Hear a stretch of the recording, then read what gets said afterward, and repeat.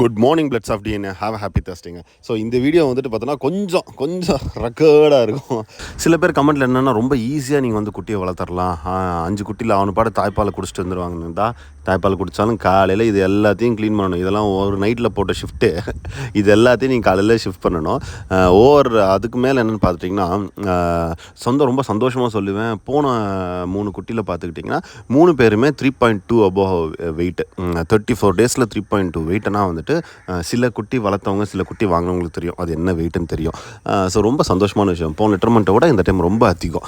So இதுக்காக தான் நான் எதிர்பார்த்தேன், இதுக்காக நான் கஷ்டப்பட்டேன். நைட்டும் பகலுமா 4 hours ஒன்ஸ் வந்து நாங்கள் வந்து சாப்பாடு கொடுத்தோம்.